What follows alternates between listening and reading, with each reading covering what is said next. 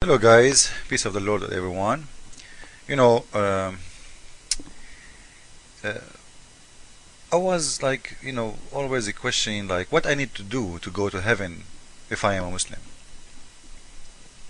And the Muslim says to you, Islam teach you to behave, Islam teach you how to be a good person, Islam teach you, Islam teach you.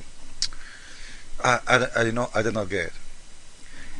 Their prophet, this is Sahih Bukhari, and again, this is the official government website of Saudi Arabia. As you see, the Kingdom of Saudi Arabia official government website. It's not our website. This is not a Christian website. You can reserve to do Hajj. As you see, Kingdom of Saudi Arabia, Islamic Ministry of Islamic Affairs. This is very, very, very extremely Islamic website. So now this is Sahih al-Bukhari. And in Sahih al-Bukhari is telling us who is really going to go to heaven. Do I need to go to be a good guy in Islam to go to heaven? Absolutely no. All what you need to do, you say Shahada. And from where I get that, there is many proofs. I will give you some of them. This is Sahih al-Bukhari, the book of Bid al-Khalq, the start of creation, the chapter name, Dhikr al-Malaika, mentioning the angels. Hadith number 2983. And as you see, this is hadithislam.com. The Prophet, he's saying, the Prophet of Islam, he's not my Prophet for sure. قال لي جبريل, Gabriel, he told me, من مات من أمتك, the one who did die from your nation, and he do not worship any God but Allah, he will enter the heaven. دخل الجنة. And he will never enter the hell or the fire. The Prophet, he said, even if he committed adultery and he steal, he said, even if you commit adultery and you steal, he said even. So in Islam, simply clear. You are going to heaven, you do adultery, you do steal, you are a bad guy, you do drugs, you do whatever you want to do. Go and do everything. And this is explained to us, the Muslim behave. Muslims, they go and do all kind of dirty stuff all their life, and they go to Hajj, they walk around the Kaaba few times, and then they are clean. They kiss the black stone. If you ask Muslims why the black stone is black, they will say it used to be white, but when you kiss it, the black stone is sucking your sin. Sucking your sin. So when you go to do Hajj, you will be clean again. But in any way, you clean or you are not, you are going to go to heaven. And this is what the Prophet of Islam is saying by himself. And in here you will see there is no need to repent. There is no need for anything. Because the promise is very clear. Anyone from your nation who did die, and he believed in Allah, he is going to go to heaven. No hell, absolutely no hell. The Prophet, he said to him, even if he did adultery, even if he commit zina, he said yes. Even if he steal, he said yes. So what is left? This is why we see Muslims are allowed to steal, especially from Christians, from Jewish. It's okay for them because this is not haram. And even harming Muslims is not haram. Because you know what? Anyway, I'm going to go to heaven. Anyway, I'm going to read the hadith. It's very clear. And this is a contradiction for what Muhammad he say in different places, because Muhammad, you will see in those hadith, he is just Muhammad trying to seduce people to believe in him. He's talking to a bunch of Bedouin. All of them, they are adulterers, they are thieves, they are killers, they are criminals. So he's saying to them, you know what, just believe in Allah and you will go to heaven. What you will lose? What you will lose? Just do it. And if you want to read the explanation of the hadith, by the way, it's in front of you in the same page.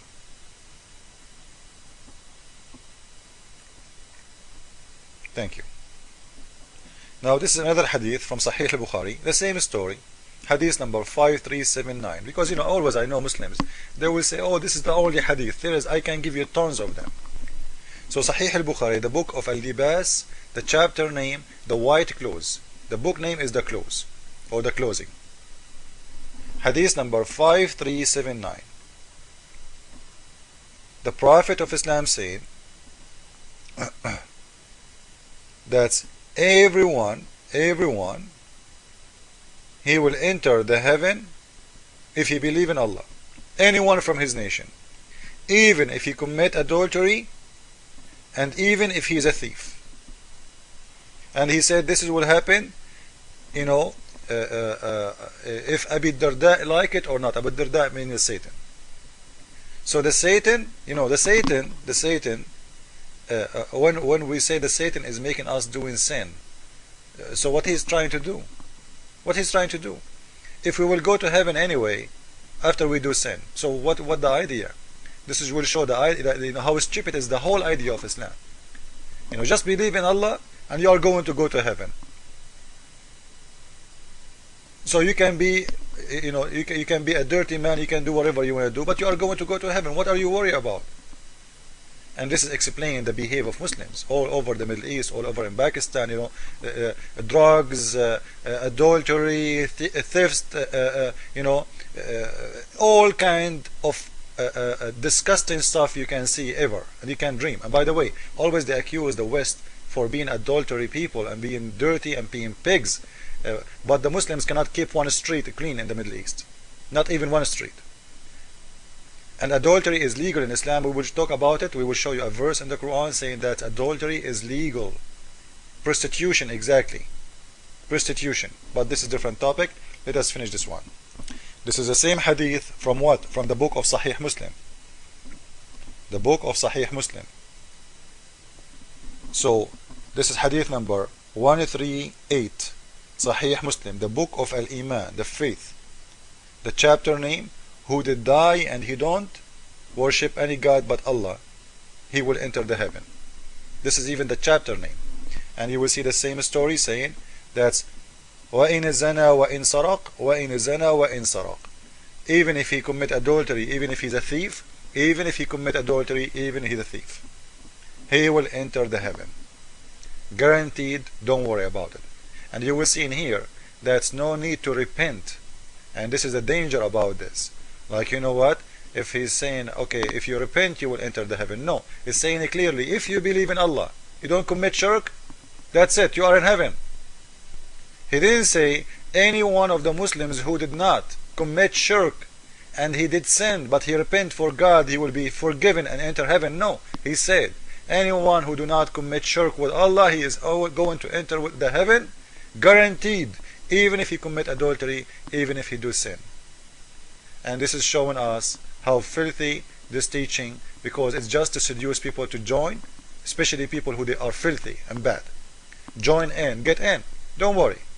Even if you are dirty, so what? I will let you go inside the heaven, just believe in me. So this is what Muhammad trying to do, trying to make everybody believe in him. Anyway, we will continue later talking about how the Prophet of Islam used to order Muslims to rent women for sex. The Muslims now, they call it temporary marriage. There is no marriage by renting women. As long you are paying money for one night stand, how you call it marriage? They say, and even the name of that marriage, they call it muta, which means sexual joy. This is what the name. So how you call it marriage? The marriage is something you do to establish a family. This, what your Prophet himself practiced, it is about how to have a woman for one night or 2 nights or 3 nights, and you pay her, and before even you sleep with her, you make an agreement with her for how many days you want to sleep with me and how much money you will take as payment. You see, and this is the Prophet of God allowed in his men, and he himself practicing that, to rent women in the bed for sexual need only, not for family, not to marry.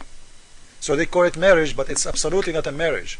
This is what Muhammad did. He gave different names for adulteries. It's adultery, he called it marriage.